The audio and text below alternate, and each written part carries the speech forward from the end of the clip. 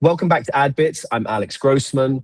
Today's guest came up through production, proper production, freelance, multi-million-dollar jobs across multiple countries, alongside some of the most significant directors working in commercials over the last 2 decades. The Daniels, Iñárritu, Mark Romanek, Guy Ritchie. She then joined Psyop, built out the live action department, became EP, and eventually managing director. And then she left to join MJZ, which is either a brilliant move or a fascinating one. I suspect it's both. And she did all of this having grown up in Tucson. I hope I spelled that right, in Arizona. I'm English, so, we have no idea. With no film school and ended up running sales at one of the most British companies in the market. Andrea Panda, welcome to AdBits. Oh, it's so great to be here. Thank you, Alex. My pleasure. Tucson, Arizona, let's go there. No film school. Most people in your position come up through an agency, assisting a job, or a production company grad scheme. How did you even find your way into commercials from there? And because I'm so ignorant about Tucson, I mean, it feels, I understand a little bit about Arizona, but maybe it's this media hub that I've never, advertising world. It doesn't feel that way, but maybe I'm wrong. It's your inclination is correct. It is not. I left very early. I left directly after high school. I had a cousin in Los Angeles and kind of always knew I wanted to be in Los Angeles. Not sure what to do at all, but I was not made for Tucson, didn't want to stay in Tucson. Tucson's amazing, a great place to grow up. Insanely hot. I don't think anyone understands how hot that is. If you've been to Vegas, it's that hot. That kind of dry heat, and but it's a desert. It's a desert county. It's a desert. I mean, Arizona is desert. I mean, in relation, just because we had the heat wave recently, how bad is that comparably to Arizona? It's wildly different. So the tagline for Tucson is it's a dry heat, because it could say, and I have not converted to Celsius yet, so it will say 120 degrees Fahrenheit. And it feels like sticking your head in an oven, but it's not like a sauna because it is zero amounts of humidity. So it is, I would say, far more miserable here when it's really, really hot because of that humidity. So yeah, it's wildly different, but, beautiful blue skies, 11 and a half months out of the year. It's incredible. Yeah, I think a lot of English people would be like, that's the balance they want, the dry heat and the beautiful skies. I have to say, that's, as you're learning now in England, everyone talks about the weather. So I mean, that's the national pastime, isn't it? I've become one of those. Absolutely. Yeah. So how did you find your way into commercials from there? Well, so I was in theater as a kid and all through high school, and I thought maybe I'd go live with my cousin and get into acting. I soon learned, or very quickly learned, that acting in front of a camera is wildly different than in front of a live audience, and I was extremely uncomfortable in front of the camera. So I was a control freak, and I wanted to be behind the camera. So I kind of found my way into casting, and all through my 20s, I assisted casting directors with commercials. I worked at agencies that cast extras for commercials. And then I just sort of used my contacts from there and said, maybe I'll try getting on the production side. And I think I office PA'd like twice. But since I had such a rich knowledge of talent in America, we have SAG, and that comes with its own, set of rules and specialties. So I kind of made a niche for myself, becoming what was called a talent coordinator at the time. So if there was a celebrity and the writer needed to be, sorted, and all of their people needed to be sorted, if there was a job that had hundreds of thousands of, talent across what used to be a 13-day shoot back in the early 2000s or mid 2000s, then I would be your girl. And I would try. I got to a point where I became requested to do just that, regardless of where it shot. So I was really lucky to come up in production through a time where there was money, and that was, the talent coordinator was needed, but they had money to travel me. So I was able to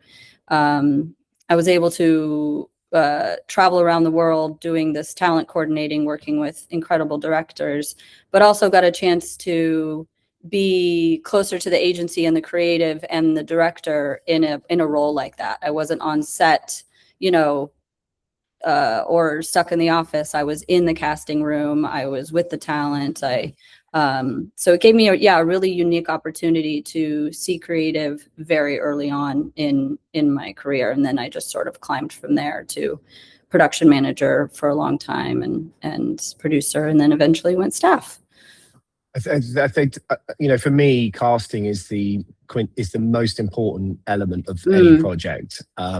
If you have good cast, you don't need much else.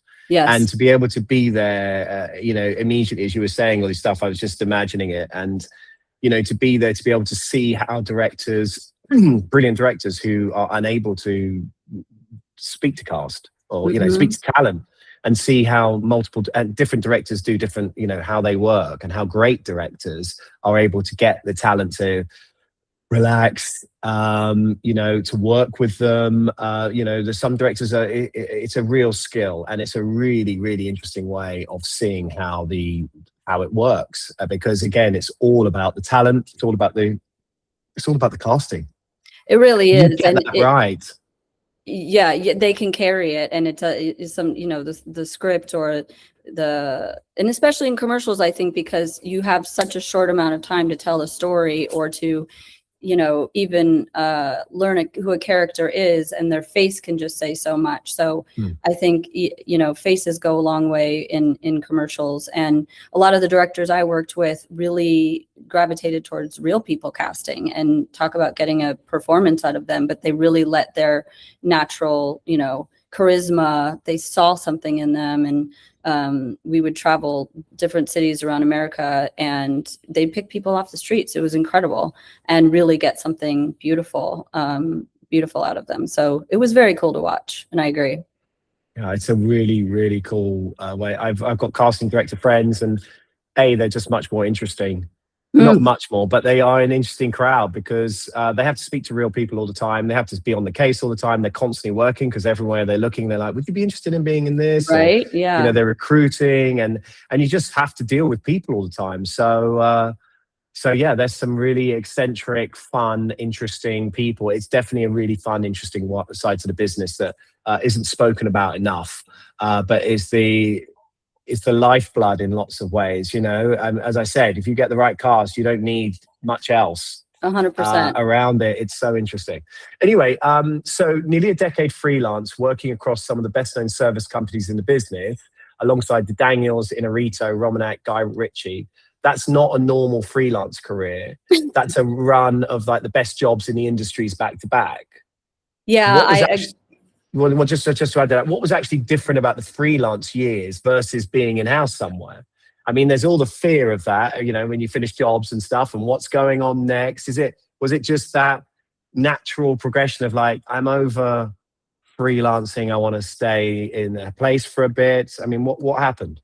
Well, family happened, and yes, because that's usually what happens. Yep, that's what happened. Family happened, and I needed stability. And because of the circles I was running in professionally, the directors you just mentioned tend to do very big, all-encompassing jobs, and I would travel for weeks and weeks at a time, and it just was not.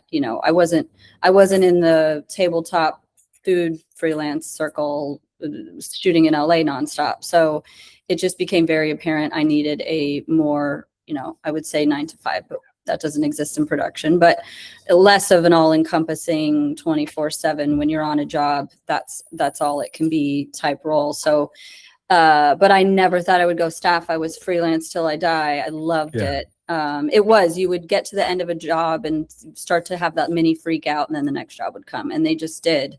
I think if you're in, with a certain crowd and in a certain percentage, and align yourself with the right people, they always just sort of come.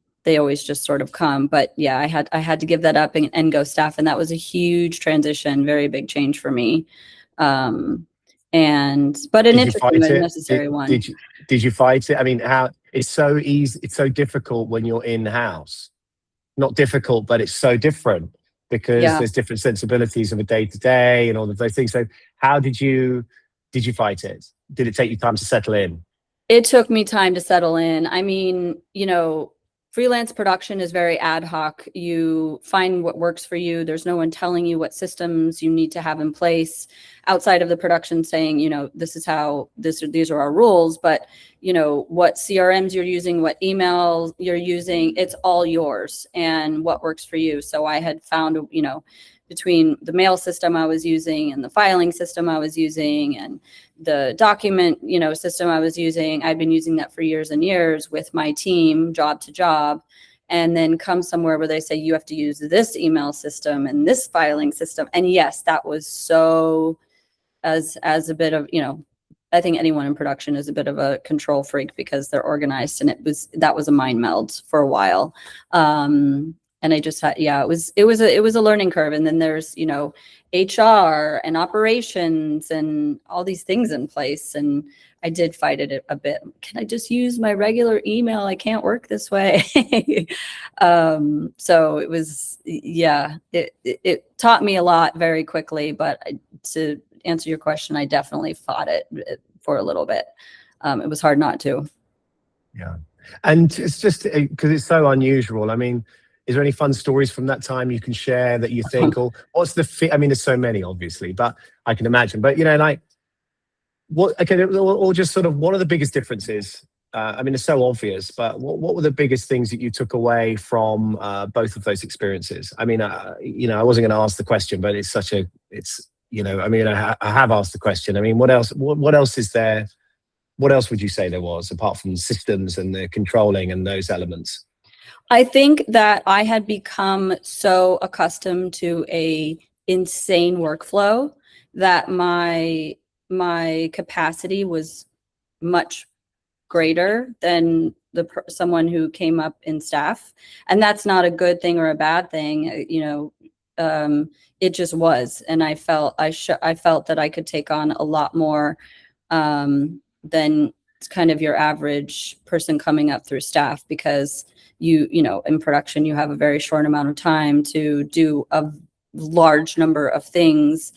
And in those projects that I was on, the workload is now that I think about it, I don't know how I did it. I think I was young, but I would say that was my biggest difference. And I was constantly asking for more things to do, you know, I wanted to learn more. And also in production, you're, you know, you're sitting around your team, you're watching different directors work differently, different producers, if I was production managing, work differently, different EPs and staff and production companies work differently. And when you're staff, you're, you know, with your same team all the time. And so I found that I was learning, unless I asked to be in the room, I was learning a lot less, or learning at a slower pace, because there wasn't more to learn really, or I wasn't being, you know, put in the room. So I was constantly asking, put me on the email, put me on the call. I want to see how you do it.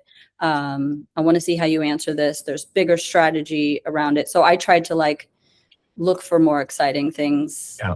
When looking for the staff. excitement. I think that's a lot Mhm. with advertising as well, rather than film. It's like, it's relatively exciting in the sense that, well, it can be very exciting, of course, when because it's constant jobs, quick and turning around. You're not waiting for long form, which can just take forever and a day. So what's just another question on that point, like what's the difference for you work with all these amazing directors? I mean, it's like a dream list. What's the difference between a director who's brilliant to work with and one who's brilliant but makes your life very hard? I would say, I always used to say with a specific director that I worked with almost nonstop for 2 years, who he's known to be difficult. And I used to say the juice is worth the squeeze, because he really challenged my brain, and he made things quite difficult, and he pushed a lot. But I was always so proud to be on that job when it was done. It was like PTSD, like you keep going back for more. And there's trauma bonding within the production. But I look back on some of those jobs and I'm just like astounded at how lucky I was to be a part of that. And that work came to him specifically, and I was a part of that team. I would say that in the same sense, they can still be, he could still be great to work with. He was very open to my opinion.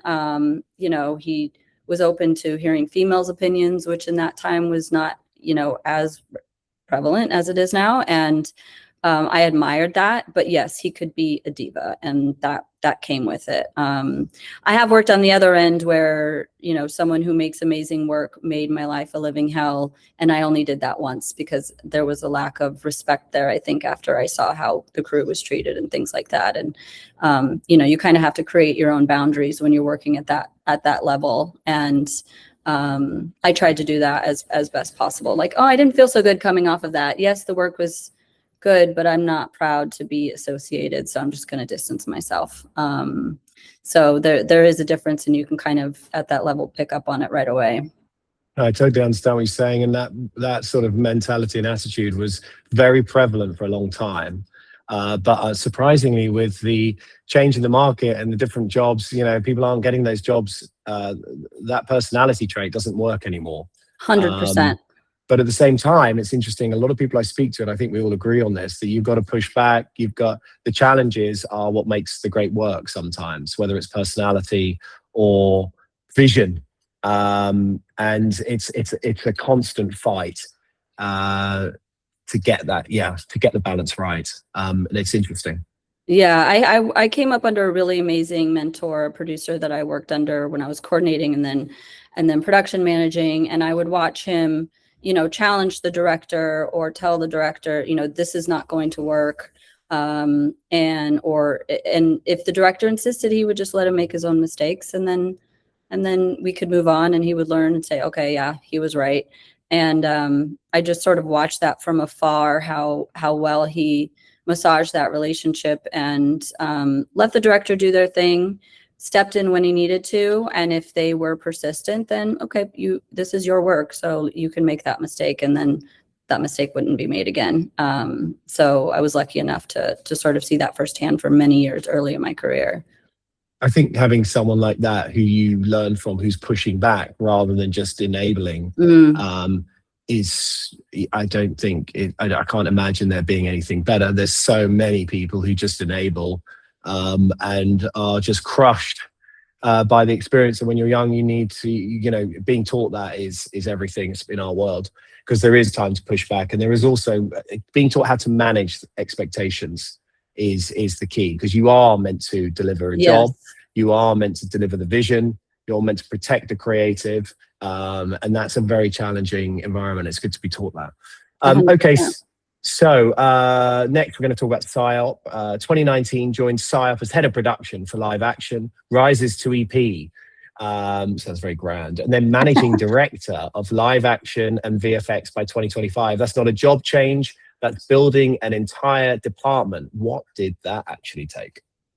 Yeah, it was such a interesting experience, and you know, once in a lifetime when you get into a place and make relationships. It couldn't have happened anywhere else, I think, or going job to jobs. I had to be at one company to do that. I came in with no staff experience, no bidding experience, but a lot of production experience. And together with my ex-boss, we sort of built up the live action company and the roster, and started to get better work because, you know, I was brought in really because of my production contacts to have, you know, Psyop wouldn't be really thought of for live action, but I was bringing in, you know, A-list DPs, production designers, producers to really level that work up and level the director's ability.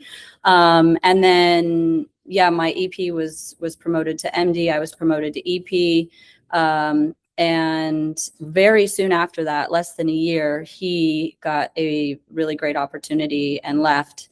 And I was just sort of left there. And no one knew the directors better than me. They just said, okay, well, do you want it? And I was like, I don't know if I can do this. Like, I'd been at Psyop 4 years at that point, but 4 years prior, I was just a production manager, you know, so it was a learn on the job experience, but they gave me a lot of autonomy to sort of make it my own. And we brought VFX into live action so we could, you know, approach jobs in a holistic way from live action through post.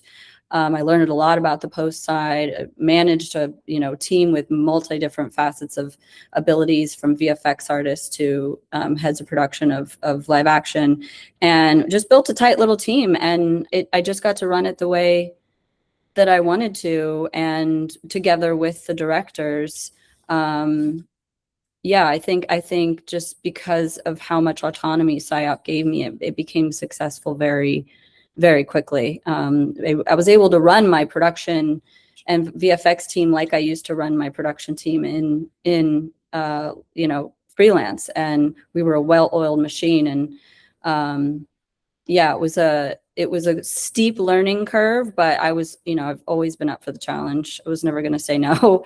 And I had to travel a lot for that, really put myself into it and sacrifice a lot of my family life to figure that out. But it was invaluable to where I am today and what I learned through that.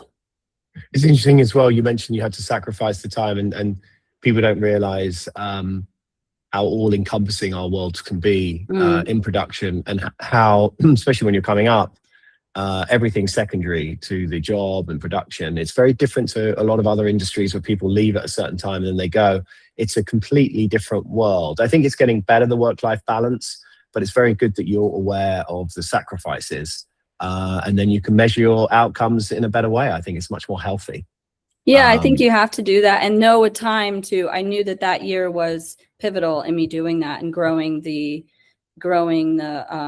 department. So if I didn't travel to every job in Thailand and South Africa, and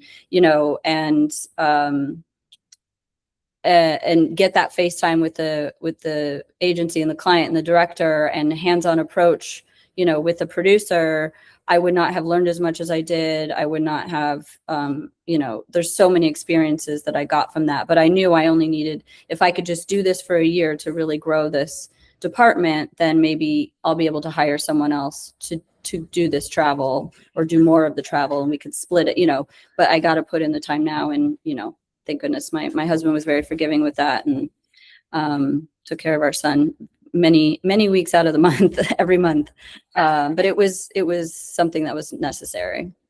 And on Psyop, if you were to describe Psyop to people who don't know them, we all do, of course. How would you describe them to some people who don't know? They are initially, and in their, through and through, they're an animation design company. They started out, at MTV, doing the graphics at MTV. They did Sesame Street opening, and they were sort of like the rock and roll rebels in New York, doing their own thing. The live action part did not come till many years later. So they're known for, amazing character work, beautiful visuals, artistry. And that, I think the live action VFX sort of evolved as it was like, oh, we need a green screen shoot here, or mocap shoot, or maybe we just shoot a couple plates. And then, of course, the founders became live action directors, because they're like, this is amazing. I want to learn more about shooting. And then they grew into a roster model. So, but they are known through and through to their core more for their animation. Interesting. All right. So now I'm going to do a little, I've got here sponsor read, because that's what I'm doing. So quick word from Green Desert, who make this show possible.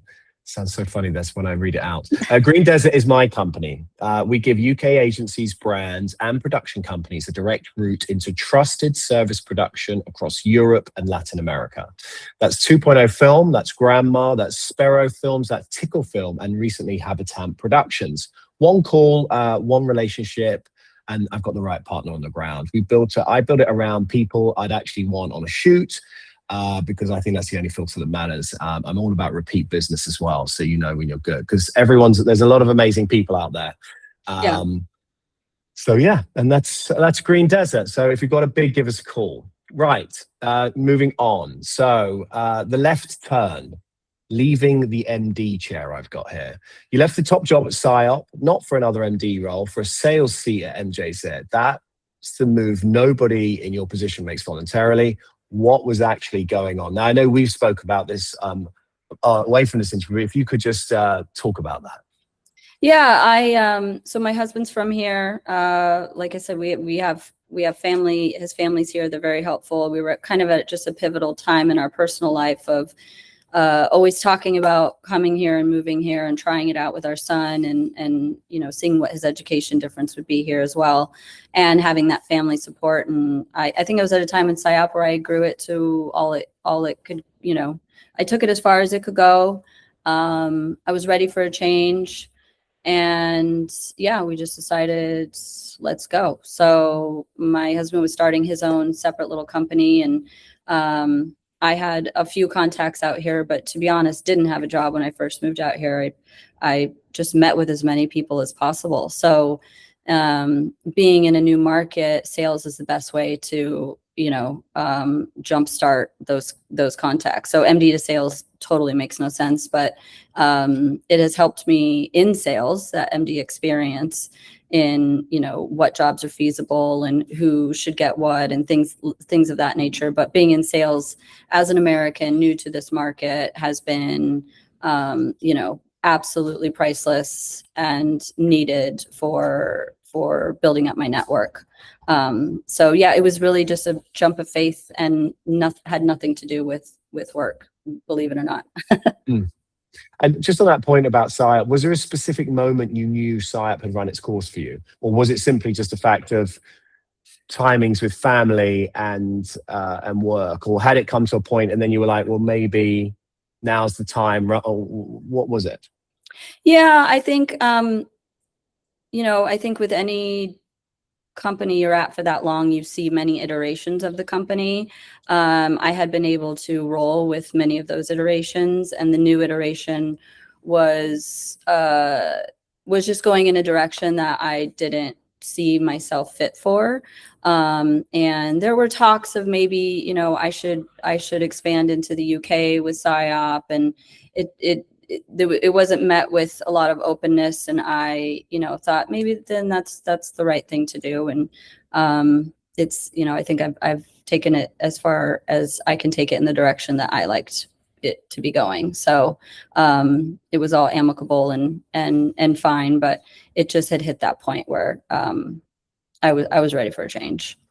Yeah, I think it's natural, very much so, in those environments. It's working so closely with people. That's the other very unusual thing about all these amazing production houses, is that, you know, it's just it's a small environment, and sometimes things just run their course. And it's good to hear that, so other people can understand that sometimes they run their course, and it's not just you, it's everyone. Yeah, this happens to everyone around the industry. You know, it's a very common thing where he's like, you know, I'm not feeling it so much now. There's a creative element, there's all these other things going on.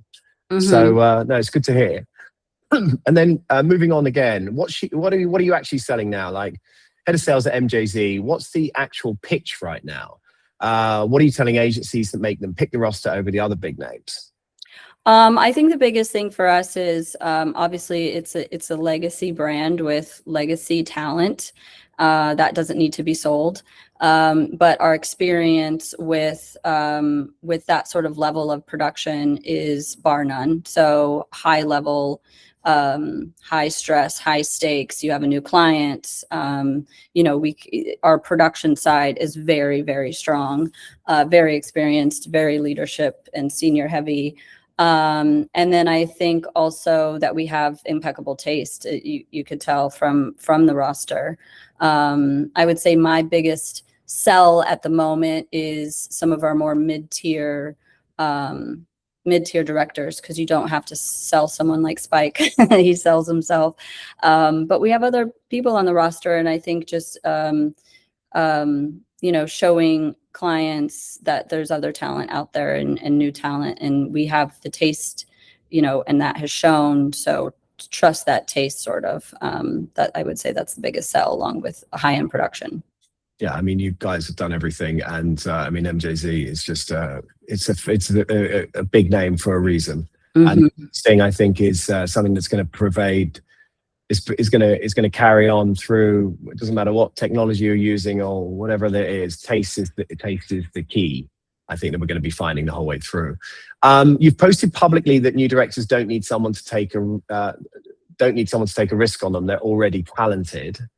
The opportunities just aren't there. Are you seeing that at MJZ already?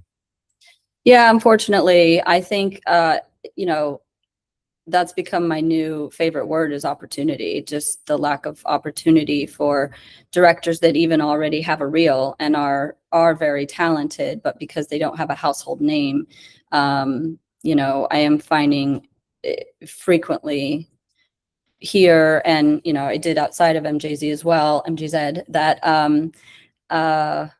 that opportunity is not as open to them. You know, the wanting the top 3 directors in the industry is something it feels that every agency wants right now, and I just don't want us to forget about that talent, because it's gonna be detrimental to the growth of creative.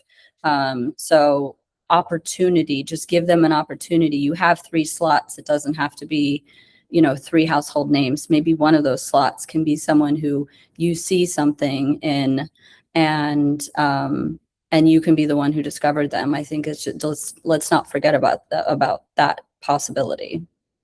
Yeah, I think it's really interesting. I've been talking to lots of people about opportunity. I think opportunity for up and coming talent, or just to get people out there developing talent, it's always been a challenge, and it's always been a challenge. And because, you know, fundamentally, if a creative team wants to do a job, they don't want to take a chance. They want to go with an obvious name. They want to win an award, and the likelihood of that is to go to a certain type of production house and a certain name there. I think I'm hopeful that if there is a hope in the new technologies that are available, that up and coming talent will have more opportunity to, you know, make what they want to make and shout louder because of it. Because, you know, now we can, the gatekeeping is over. And if you want to publish something or work or whatever that is, you can. But it is, it's incredibly challenging. We haven't, as an industry, found a way of really. There are opportunities and platforms, and there are good things, as Saatchi's Young Directors Awards, and there are, you know, Shiny and lots of other really good things out there. But I don't think we found. Well, I shouldn't say this because I know all those people; they get very upset. But I don't think we could be better at it, or there could be more of it about the new talent out there. I think. I don't know, from your perspective, what is there any, just out of interest on that point, in America, do they have anything that works really well that we don't have here, would you say? Or is it exactly the same here as it is there with getting opportunity for new talent? I think that it's the same thing there, because, you know, Psyop we didn't have household names, and so it was a daily struggle getting boards in. But you know, especially with one director I worked so closely with in particular, when he did get that opportunity, 9 times out of 10 he won. His win rate was extraordinary, and all he needed was that opportunity. I think that, you know, there's probably just a little bit more work to go around for those people in America than there is here. It's a smaller market here, and it's a tighter knit market. And so because there's less opportunity to give, then, you know, the trickle down effect is that's little to none now for those. Yeah. So I think it's a big responsibility for I think creative directors out there to keep that in mind, because it doesn't sit in my hands. I don't have the control over that. I can sell them all day long, but they just need to be given a chance. So I think it is a big responsibility in their hands right now. I think the one thing I would say America has that the UK doesn't is, and that's just me saying it because I'm American and I'm used to working that way, but more honest conversations. I think that, you know, the niceties of the British culture definitely shine through in the ad industry as well. And I've had, you know, an interesting time navigating that. And sometimes I just want to be like, say what you mean.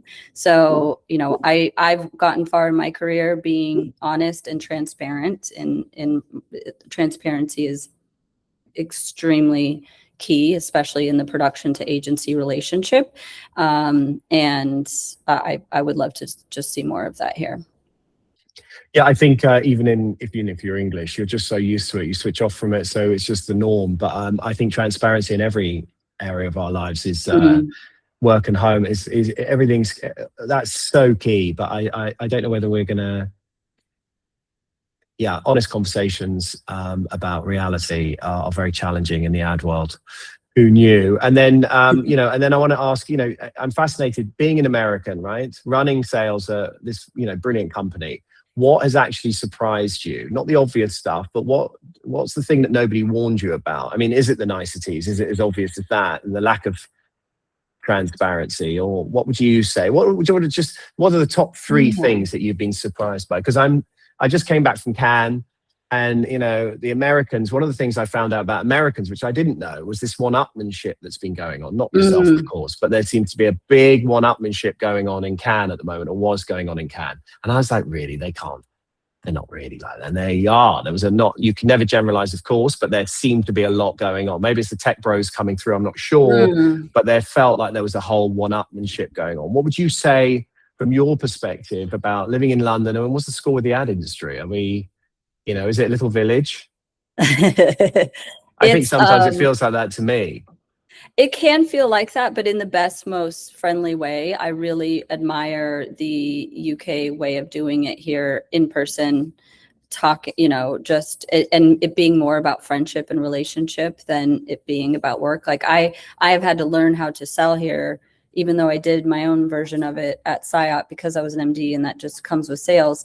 They don't like to be sold to here. So You really have to walk the line of like, I'm trying to make a new relationship, but totally for, I have bigger reasons for that, not just for a new friend. So towing the line of like sales and making meaningful relationships has been a learning curve for me. I think that the creative, I was actually surprised at how sorry, Americans, but how consistently amazing and exceptional the creative is here. You're making so many friends right now. I mean, everyone's just going to go, oh yeah, that's great. That's great. I love that. Do you want to repeat that again? And maybe it's because it's a smaller market. Again, so, America, there's 3 markets. You have East, West, Midwest. And which a lot of English people forget because it's just so easy just to go, it's America and that's it. But that's just not the case at all. Not the case at all. All 3 very different. You have tech, you have food, you have New York is kind of a mishmash of it all, fashion, but and maybe because you're seeing more scripts there, so you say, oh, these are fine, these are exceptional, and over here maybe the stakes are higher because the market's smaller.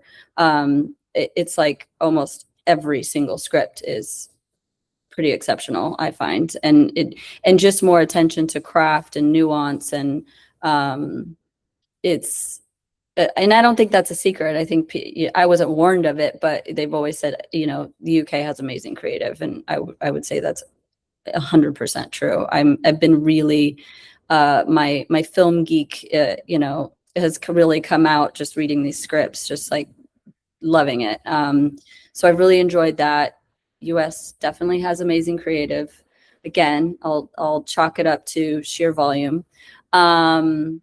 Oh, what else has surprised me? I was warned that it's a very tight-knit community, and newcomers or outsiders might have a hard time. I definitely have, having to prove myself regardless of my CV or my experience. I am an American. Do I know British culture? Do I know British sensibility? And I think the jury is still out. I need to prove myself. I need to, work at my relationships and things like that. But I think that also surprised me at how slow to trust it's been for me here. But again, love a challenge. So, well, you've got a challenge, definitely. I think being an American at the moment is a very challenging place to be in the UK. I think you're not being helped by people at home. But I think you've already made a huge amount of friends, and everyone's going to love you after the comments you just made. So trust me, I'll be shouting about that, and I'll definitely be putting that one out because everyone will just be like, oh, that's wonderful. I mean, a bit of love out here for creative, and that was great. It made me feel good. I mean that from the heart. That wasn't. Well, it's great. It's true. It's good to hear. Great. It's good to hear. Okay, the honest one. So a job that nearly went wrong now. You don't need to mention any names, of course, but just tell me about a job from the producing years that nearly went really wrong. Anything, any shockers? Oh gosh. So many, I'm sure. I've signed so many NDAs. I think the stakes on some of those jobs, working with really big name athletes and musicians, huge names. I mean, what could go right? They're, gosh. You don't need to be specific, and Yeah. if you don't, as you said, you very politically, I'd put it. It's not the right word, but very politically. But I signed so many NDAs, and so have I. So, look, what did you learn from those experiences that you still carry? Is there anything specifically that you've come through, or is it just simply that whatever happens, and you're going to be fine? Because I think that's one of the overriding things of doing jobs. You try and control everything, but there's no real control, and you just sort of deal with things. You do, and they're bigger than life personalities that need room, and you have to let them breathe and have their space, even if you are just on a commercial. But like I said, the athletes and the musicians, they bring their own touch, and you just and their own managers and agents and everyone else who needs to styling be heard. Yes, everyone needs to be heard, otherwise, because they're getting paid a lot of money, and they need to justify their experience and position. Yes, exactly. I think just sort of rolling with the punches, and never, if you don't know the answer to something, I think that was always my number one rule in production. If you do not know the answer, do not guess. I'll get back to you. Let me check on that. And you do not answer until you have found the true fact of what the answer is, whether you're talking to celeb or, buying time and making sure that what you're giving is factual, because, a set is like a mini, rumor mill, if you will. So it will spread like wildfire. So always just knowing the answer until, before knowing what you're going to say and knowing the answer to be fact before you answer, is really crucial. And I would say that, there are so many times that things went wrong or things could have gone wrong. But working with the team and listening to your teammates, and another thing I learned from my mentor is test. When in doubt, test a camera, test a shot, test a makeup, test an art, a gag, test it before you get to the shoot. Do not, leave it up to chance. So when in doubt, assume nothing. Test. Even if it's not bid for, test it. That is great advice. I really like that. Both bits are really good. I was just thinking I can use that. They're really, really good. It's all good.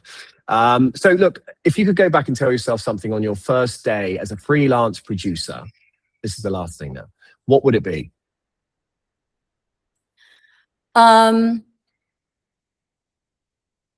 Something that what got me through the later years that I wish I knew in the beginning was trust your gut.